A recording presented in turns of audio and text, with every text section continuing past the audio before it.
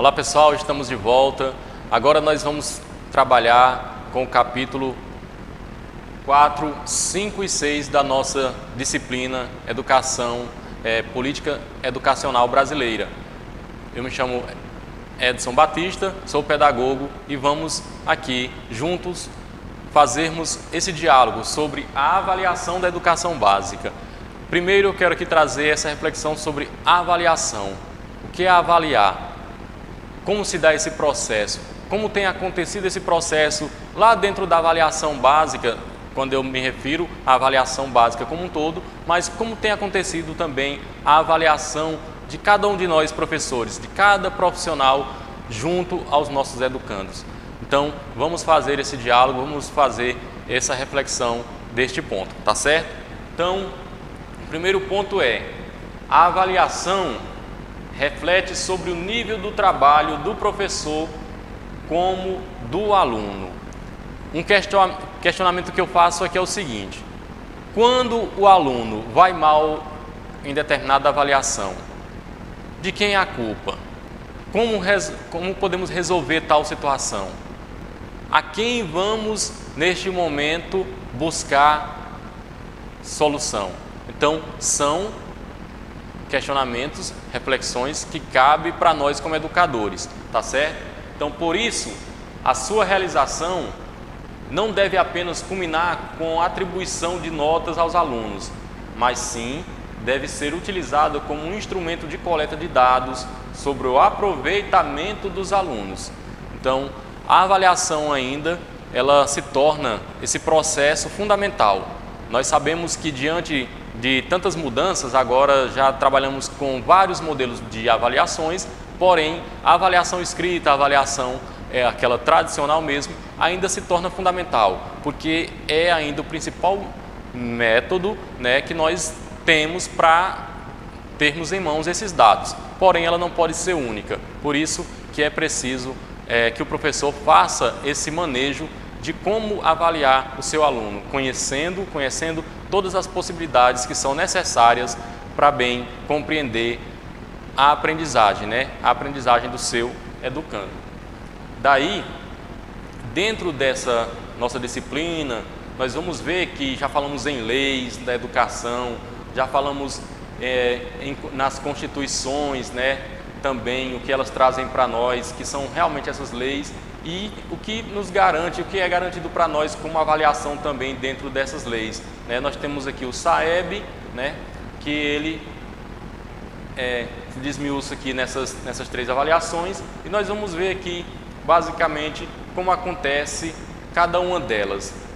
E assim, nós temos o SAEB, que é o Sistema de Avaliação da Educação Básica, de responsabilidade do Instituto Nacional de Estudos e Pesquisas Educacionais Anísio Teixeira, né, que é o INEP, e que é um sistema composto por três avaliações externas que são aplicadas em larga escala e que tem como principal objetivo diagnosticar a educação básica do Brasil. Ou seja, ele avalia a educação nacional em suas diversas esferas. Então, este é o principal meio de avaliação que nós temos no Brasil, que é o SAEB, que vai fazer todo o diagnóstico de como anda a educação em cada nível, né? Para que realmente se possa, a partir dos resultados, dar o próximo passo. É importante? É importantíssimo, porque é por meio daí que nós conseguimos construir, evoluir na nossa educação, tá certo? Por isso, nós temos também a ANA, né, que ela objetiva aferir os níveis de alfabetização e letramento em língua portuguesa, leitura e escrita e matemática dos estudantes do terceiro ano do ensino fundamental das escolas públicas. As provas aplicadas aos alunos fornecem 3 resultados, olha só: desempenho em leitura, desempenho em matemática e desempenho em escrita. Então, esta avaliação ela tem justamente essa finalidade de saber o nível de aprendizagem dos alunos, porque esses alunos eles já estão se preparando para um outro passo, né, um outro nível, e assim é preciso que haja esse momento também. A avaliação ela se dá mensalmente, bimestralmente nas nossas escolas, mas esse resultado ele não é ainda o resultado que é o suficiente para entendermos a educação como um todo, né? Então, por isso que existem esses programas, esses sistemas de educação. Contudo, nós temos aí como os principais objetivos da ANA, que é avaliar o nível de alfabetização dos educandos no terceiro ano do ensino fundamental, produzir indicadores sobre as condições de oferta de ensino, concorrer para a melhoria da qualidade de ensino e redução das desigualdades em consonância com as metas e políticas estabelecidas pelas diretrizes da educação nacional. Então, fazendo essa avaliação, é possível, né, porque dentro dessa avaliação também existe a parte social,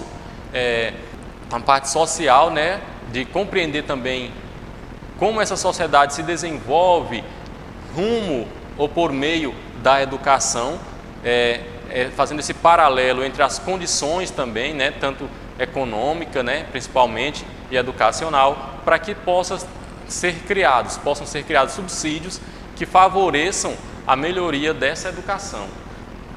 Contudo, nós temos também a Prova Brasil, né, que é a ANRESC, Prova Brasil, que é a Avaliação Nacional de Rendimento Escolar. É uma avaliação censitária, bianual, né, acontece de 2 em 2 anos, envolvendo os alunos do 5º ano, que é a antiga 4ª série, e do 9º ano, antiga 8ª série, no ensino fundamental das escolas públicas, que possuem no mínimo 20 alunos matriculados nas séries anos avaliados. Então também esta avaliação tem esse objetivo, né, de compreender, de analisar os resultados para bem saber como os nossos alunos estão e como eles irão chegar ao ensino médio, certo?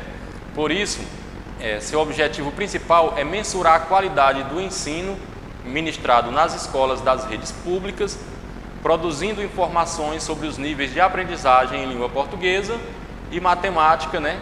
E fornecendo resultados para cada unidade escolar participante, bem como para as redes de ensino em geral. Então, esses resultados eles são devolvidos para a escola, né? A escola analisa, avalia, até mesmo porque nós sabemos que as disciplinas bases da nossa educação é português e matemática, e o nível de leitura dos nossos alunos precisam melhorar. É realmente assim algo preocupante, porque precisa melhorar, e é nesse momento que é avaliado, para também criarmos políticas, métodos, fórmulas e jeitos de continuar conduzindo todo esse processo, seja ele pela escola, seja ele pelo município, seja ele pelo estado ou país.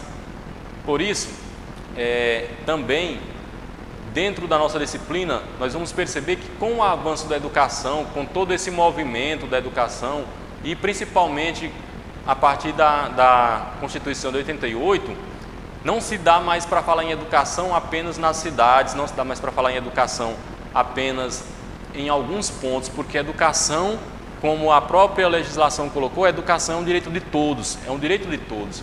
Então, lá na aldeia, os nossos índios, eles recebem a educação, recebem também essa educação voltada para a realidade deles, não deixando de ser uma educação sistemática, porém também uma educação popular, uma educação onde se entrelaçam ali tanto a sistemática como a popular, para bem ser conduzido naquele espaço. E não pode ser diferente também a educação do campo, que foi uma luta e que continua sendo uma luta ainda para garantir uma melhor educação para esses irmãos, para esses cidadãos. Por isso, para garantir, pelo menos em lei, uma escola adequada, os moradores da área rural trabalharam muito. O ensino durante anos apenas preparou os estudantes para trabalhar nas cidades. Então nós podemos ver que é realmente uma grande realidade. Nós, professores, podemos pensar nisso. Eu fui preparado para trabalhar no campo, eu fui preparado para trabalhar numa aldeia indígena, ou eu fui preparado simplesmente para trabalhar numa escola da zona urbana, né? Então, por isso que é importante fazermos essa reflexão sobre a formação, a nossa formação como professores, né? Porque esta educação, ela precisa ser uma educação ampla, uma educação que atenda todos os setores, né? E aí nós temos a questão da educação do campo. A educação do campo precisa valorizar ainda mais a realidade de quem vive e trabalha na terra, fortalecer o vínculo do professor com a escola e oferecer mais vagas, tanto na segunda etapa do ensino fundamental como no médio, né? Então nós podemos perceber que essa educação ela precisa ter essa amplitude, que ela precisa buscar realmente estar inserida naquele espaço, naquele ambiente. E é isto, a formação e profissão docente, ela se dá nesse sentido. O professor hoje, ele precisa ser também esse autor, né, esse condutor da sua própria formação. Claro que isso é um direito e é um dever do Estado, né? É um dever do Estado conduzir essa formação do professor, dar a ele oportunidades de se formar bem. O professor, ele é o autor dessa formação, porém, ele tem que ser esse receptor primeiro junto ao Estado para que possa caminhar e nos transformarmos em excelentes leitores, excelentes pensadores da educação, mas que possamos, acima de tudo, sermos os professores da prática, professor da prática. Teoria e prática precisam caminhar juntos, tá certo? Então, bons estudos para vocês e nos veremos no último capítulo desta disciplina.